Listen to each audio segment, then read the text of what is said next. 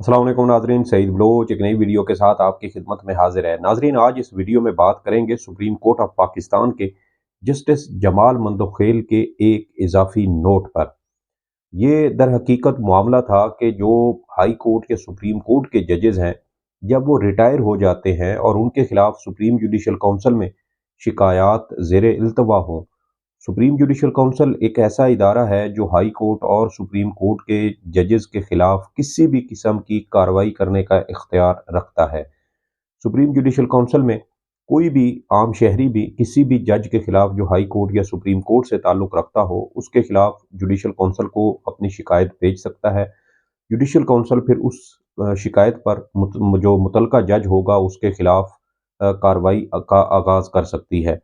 इसी तरह अगर किसी जज के खिलाफ जुडिशल काउंसिल में शिकायत ज़ेर इल्तवा हो और वो जज इस्तीफ़ा दे दे या जुडिशल काउंसिल उस जज के खिलाफ कार्रवाई का आगाज़ कर दे और वो जज इस्तीफ़ा दे दे, तो फिर उसके खिलाफ कार्रवाई का क्या तरीक़ाकार होगा। अमूमी रिवायत जो है वो ये है कि जब कोई जज रिटायर हो जाए और उसके खिलाफ जुडिशल काउंसिल में कोई शिकायत ज़ेर इल्तवा हो, तो वो शिकायत जो है वो गैर मौसर हो जाती है, क्योंकि जज रिटायर हो जाता है। अब इस पर जो है वो एक जो मामला था वो जस्टिस मुज़ाहिर नकवी के खिलाफ जो जुडिशल काउंसिल की कार्रवाई थी उसके दौरान सामने आया, और फिर उसी के ऊपर हुकूमत ने अपील की, और उस अपील में अब जस्टिस जमाल मंदोखेल जो सुप्रीम कोर्ट के जज हैं, बलूचिस्तान से ताल्लुक़ रखते हैं, इन्होंने एक इजाफी नोट लिखा। 5 रुकनी लार्जर बेंच का फैसला है, और उस फैसले में 16 सफ़हात पर मुश्तमिल जस्टिस जमाल मंदोखेल का ये इजाफी नोट है, और इस इजाफी नोट में एक पैरा 6 है, और जो हेडिंग है इसकी वो है अकाउंटेबिलिटी ऑफ जजेस। और इस पैरा में इन्होंने एक हदीस का जिक्र किया है, एक हदीस से मुबारका का हवाला दिया है, और यही वो चीज़ है जिसके ऊपर आज हम बात करेंगे। और इस हदीस मुबारका में 3 तरह के जो काज़ी हैं या जजेस हैं, मुनसिफ हैं, उनकी इकसाम बयान की गई हैं। और फिर हम इस चीज़ का इतलाक़ करेंगे कि जस्टिस जमाल मंदोखेल साहब, जस्टिस मुज़ाहिर नकवी साहब के खिलाफ जब कार्रवाई करना थी तो इनको ये हदीस भी याद आ गई, और इन्होंने इसका हवाला भी अपने इजाफी नोट में दे दिया। लेकिन क्या इस हदीस का इतलाक़ सिर्फ मुज़ाहिर नकवी साहब के मामले पर होता है? क्या सुप्रीम कोर्ट या हाई कोर्ट या इवन कि हम लोअर कोर्ट के जजेस को भी देख लें, क्या उनके ऊपर इस हदीस मुबारका का इतलाक़ नहीं होता? अच्छा, पहले मैं आपको ये बता देता हूँ कि ये जो हदीस मुबारका का इन्होंने हवाला दिया है, उसका मफ़हूम क्या है। अच्छा, ये अब अपने नोट में ये लिखते हैं कि नबी करीम सल्लल्लाहु अलैहि वसल्लम ने फरमाया, काज़ी 3 तरह के होते हैं, एक जन्नती और 2 जहन्नमी। जन्नती वो शख्स होगा जिसने हक़ को जाना और उसके मुवाफ़िक फ़ैसला किया, और वो शख्स जिसने हक़ को जाना और अपने फ़ैसले में ज़ुल्म किया, वो जहन्नमी है। और वो काज़ी भी जिसने नादानी से लोगों का फ़ैसला किया, वो भी जहन्नमी है। अब ये आफ़िया शहरबानो केस में वफाकी हुकूमत की अपील थी, 5 रुकनी बेंच ने ये अपील सुनी और फ़ैसला दिया, और इस 5 रुकनी बेंच में शामिल जस्टिस जमाल मंदोखेल साहब जो है, उन्होंने ये इजाफी नोट लिखा है। अब सवाल ये पैदा होता है कि 3 तरह के काज़ी हैं। एक वो जिसने किसी भी, जब उसके सामने कोई मामला आया और उसने उसको देखा, उसने ये भी देखा कि इसमें कौन हक़ पर है, कौन झूठ पर है, बातिल पर है, और फिर उसने उसके मुताबिक फ़ैसला कर दिया, वो तो हो गया जन्नती। और जो दीगर जो है वो जहन्नमी है।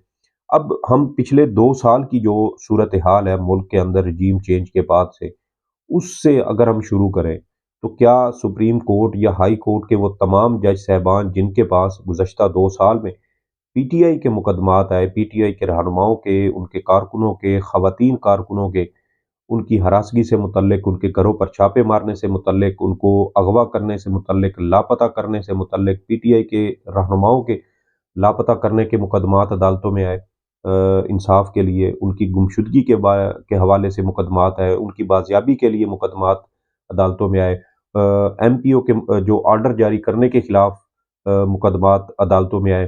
क्या अदालतों ने उनके मुकदमात में हक़ के मुताबिक फ़ैसला किया? क्या सुप्रीम कोर्ट ऑफ पाकिस्तान की आंखों के सामने क्या आम इंतखाबात में धांधली नहीं हुई?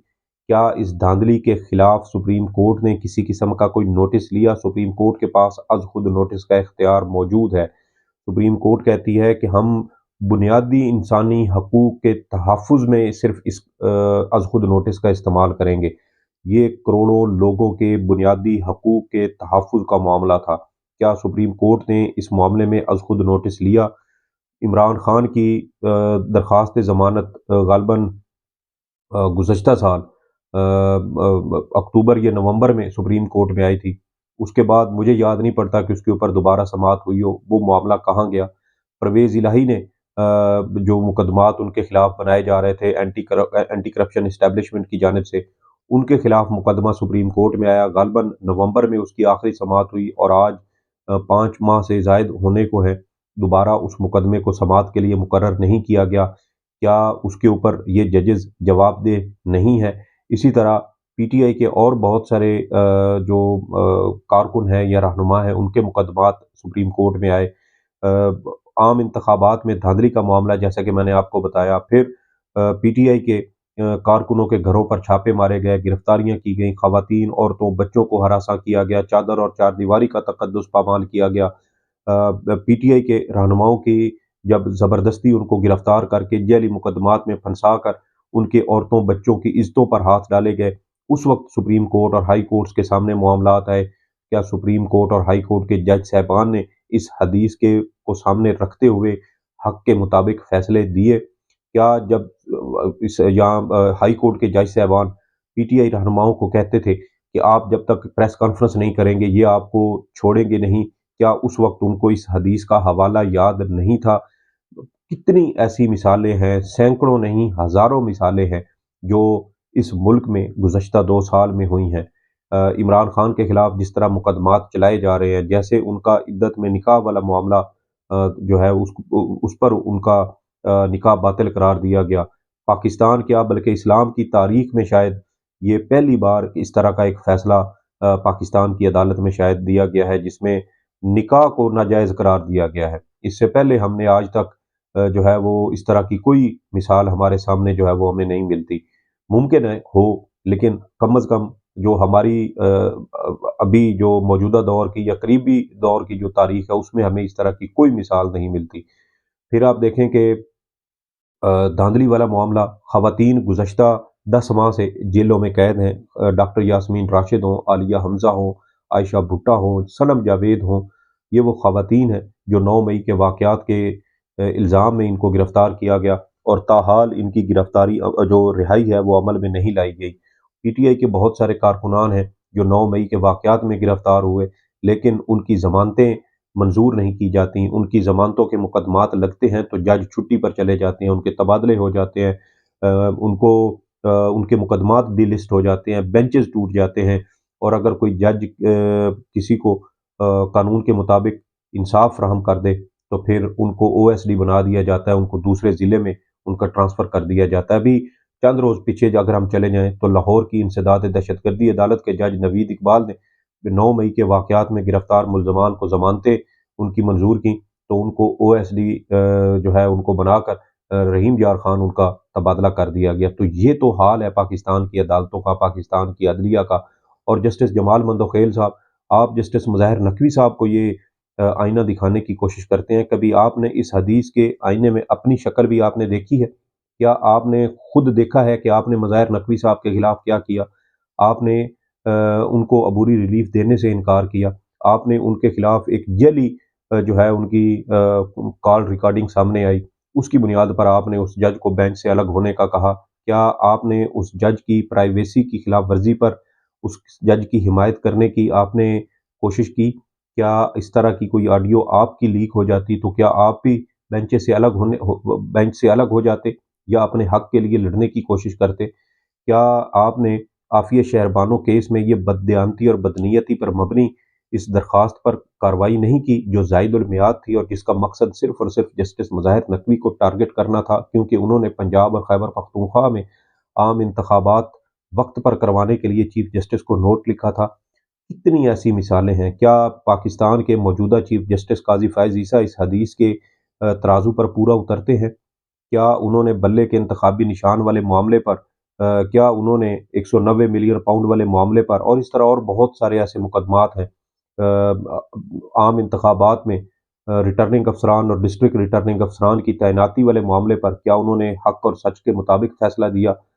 बहुत सारी ऐसी मिसालें हैं जिसमें मेरे ख्याल में सुप्रीम कोर्ट और हाई कोर्ट के जजेस को इस हदीस के आईने में अपनी शक्ल देखनी चाहिए और उनको अपना ये मकरू किरदार ज़रूर नज़र आएगा कि वो इस मुल्क और कौम के खिलाफ किस तरह जो है वो फैसले करते रहे हैं। और एक दिन बिल्कुल जैसे इस हदीस पाक में फरमाया गया है कि एक काजी जिसने हक को जाना, उसके सामने एक मुकदमा आया, उसने उस मुकदमे को देखा, उसने उसमें से हक को जाना और फिर उसके मुताबिक उसने इंसाफ किया, फैसला दिया, तो वो जन्नत में जाएगा। और जिन्होंने हक को जाना लेकिन उसके बावजूद उन्होंने जुल्म किया, वो जहन्नमी हैं। और जिन्होंने अनजाने में लोगों के खिलाफ फैसला दिया, वो भी जहन्नमी है। अब सुप्रीम कोर्ट के जज साहबान, हाई कोर्ट्स के तमाम जो हाई कोर्ट्स हैं, उनके जज साहबान इस हदीस पाक की तराजू में खुद को तोल लें और देख लें कि क्या ये जन्नती जो काजी है उसकी फहरिस्त में आते हैं या जहन्नमी काजी की फहरिस्त में आते हैं। माह रमज़ान जारी है और माह रमज़ान के इस बाबरकत महीने में मेरे ख्याल में इस आईने में शीशा देखने से इनको वाज़े तौर पर जो है वो एक हकीकत का इनको इल्म हो जाएगा कि ये किस साइड पर खड़े हैं। ये मेरे ख्याल में माह रमज़ान की ही बरकत है कि किसी जज की जानिब से इस तरह का नोट लिखा गया है जिसमें वो खुद भी चार्जशीट हो रहे हैं और पूरी अदलिया पाकिस्तान की उसमें चार्जशीट हो रही है कि जजेस को कानून और इंसाफ पर मबनी फैसले करने चाहिए, उनको दबाव नहीं लेना चाहिए। लेकिन यहाँ ऊपर से लेकर नीचे तक आवे का आवा बिगड़ा हुआ है, हर शाख पे उल्लू बैठा है, अंजाम गुलिस्तां क्या होगा। ये कुछ तफसीलात थी जो इस वीडियो में आपके साथ शेयर करना थी। इस वीडियो के बारे में आपकी जो भी आरा हो फीडबैक ज़रूर दीजिएगा। सईद बलोच को इजाज़त दें। अल्लाह हाफ़िज़।